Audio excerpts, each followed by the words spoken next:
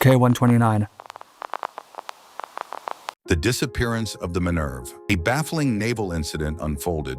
In just 48 hours after the loss of the INS Dakar, another submarine vanished without a trace. This time, it was the French Navy's Minerve. The Minerve was a diesel-electric submarine, agile, up-to-date for its time, and considered dependable. It entered service in 1964 and quickly earned a reputation for reliability.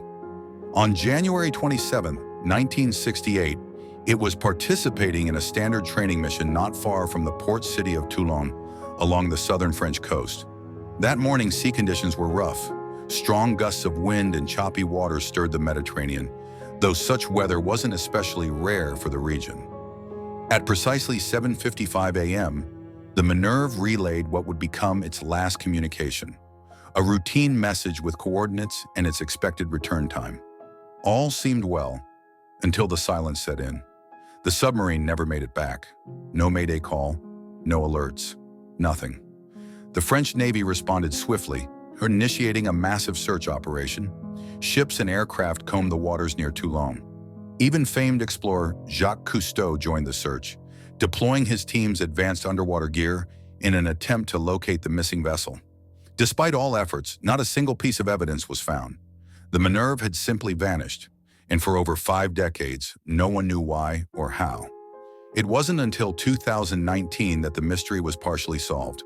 Thanks to cutting-edge sonar systems, search teams located the wreck nearly 45 kilometers off the coast of Toulon, lying more than 2,300 meters below the surface of the sea. The discovery provided long-awaited answers for the families of the crew, but also posed new questions. The condition of the wreck suggested a sudden and devastating incident, possibly triggered by a mechanical malfunction or intense underwater turbulence due to the stormy weather. However, without a detailed exploration of the remains, the precise reason for the tragedy remains uncertain. What made the Minerve's fate especially tragic was how near she was to safety. Unlike the Dakar, which vanished far out at sea, the Minerve disappeared within sight of her home port, just minutes from sanctuary. 52 crew members were lost in an instant, merely 2 days after the Dakar tragedy. The Mediterranean, typically calm and serene, had turned into the backdrop for 2 of the Cold War's most haunting maritime disappearances. In less than a week, 2 submarines from 2 different nations had gone down, and both without warning. The vanishing of Soviet submarine K-129, far from the shores of the Mediterranean, in the remote, icy reaches of the Pacific, another silent disaster was about to unfold. This time, the victim was the Soviet ballistic missile submarine known as K-129. A part of the formidable Golf II class, K-129 was a strategic Cold War vessel equipped with nuclear payloads and armed with 3 long-range ballistic missiles capable of delivering catastrophic force. On February 24, 1968, the submarine set off from a naval installation in the Soviet Far East, embarking on what was classified as a routine patrol. As with many missions during this era, the details were hidden in layers of secrecy. For several weeks, K-129 moved undetected beneath the ocean's surface, a spectral presence in the vast Pacific depths. But in early March, the unthinkable occurred. The submarine failed to make any contact. Initially, Soviet command suspected routine communication issues, common for submarines on deep-sea deployments. But as more time passed, unease turned to full-scale panic. The USSR launched an enormous search operation. More than 40 vessels and numerous aircraft combed tens of thousands of square miles in a desperate attempt to find the missing submarine. Despite the sheer scale of the search, no evidence surfaced. K-129 had seemingly disappeared into thin water.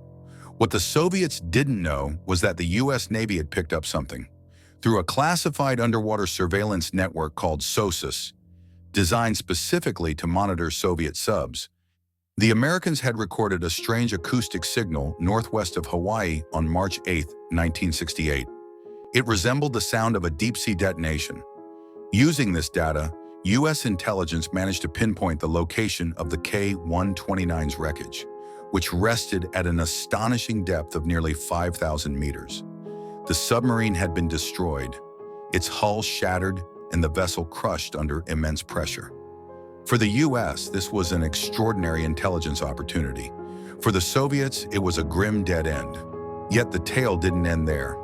In 1974, 6 years after the incident, the CIA initiated a covert recovery effort on a scale never seen before. The top-secret mission was codenamed Project Azorian. Its goal, to lift parts of the sunken submarine from the depths of the Pacific. A technological feat never before attempted. This was no ordinary salvage job. It was one of the boldest intelligence missions ever conceived. The CIA reportedly spent hundreds of millions of dollars, equivalent to billions today, to construct a specialized vessel called the Hughes Glomar Explorer. To conceal its true purpose, they claimed the ship was built for deep-sea mining, a ruse convincing enough to deceive nearly everyone, including foreign governments. Why such extreme secrecy? Because the K-129 was believed to hold valuable secrets, nuclear weapons, encrypted communications equipment, and critical insight into Soviet naval operations. Even salvaging part of the wreckage could tip the Cold War balance in America's favor. The mission was only partially successful. Using a massive mechanical claw, the Glomar Explorer lifted a portion of the submarine's wreck from the seabed. Among the items recovered were torpedo parts, components of the control room, and the remains of several crew members who were said to be buried at sea with full military respect. However, the full contents of what was retrieved remain undisclosed to this day. Some speculate the CIA may have obtained nuclear arms, Soviet encryption codes, or perhaps even something far more sensitive. The US government has never publicly confirmed what was taken, and the classified files still leave many questions unanswered. The cause of the sinking remains a mystery as well. Some theorists suggest equipment failure or an onboard explosion. Others believe the submarine may have collided with the American vessel USS Swordfish, implying a secret underwater confrontation. There's even a theory that a crew member attempted to defect with nuclear weapons, which triggered the incident. What deepens the mystery further is the timing. In the same short span, two other submarines, Israel's INS Dakar and France's Minerve, also vanished under similarly unexplained circumstances. 3 submarines, 3 countries, all lost within weeks of each other. Could this be coincidence, or was something unknown at work?